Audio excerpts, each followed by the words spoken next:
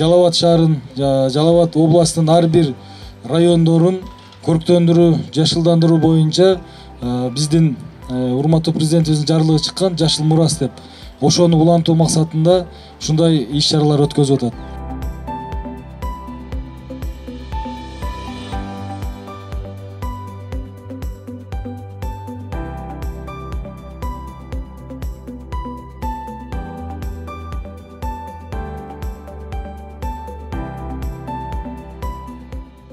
Элдерге анан өзүнүн өстүрүп аткан уу кыздары ушул жерде жашынакай сейил багын орнотолу деп чечтик.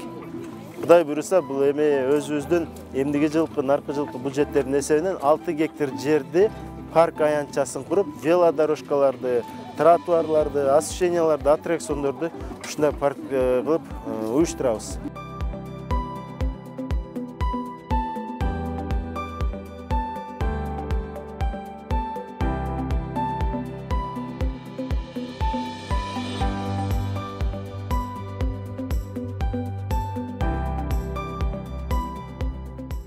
Жалал Абад шаарынын ичиндеги мекеме ишканалар, ошондой эле окуу жайлар менен чогуу президентибиздин Жашыл Мурас жарлыгынын негизинде көчөт отургузуу иштери болуп жатат.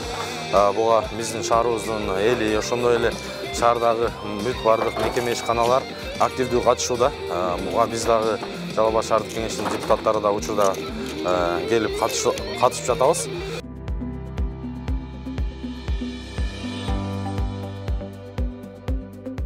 Ар бир адам бакыт тигип, келечектеги экологиялык абалыбызды же болбосо айтып коет го, жакшы адам бакыт тиген, бак бардык кийинкилерге калыш керек деген.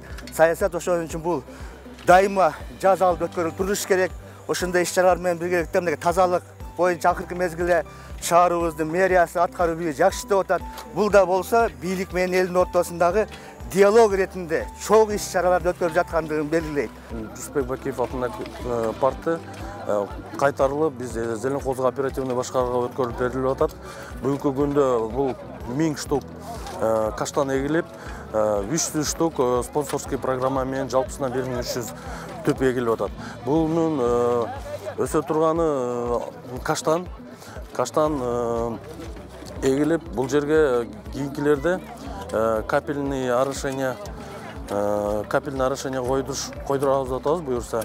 Ошонун негизинде ойлойм паркка айланат да.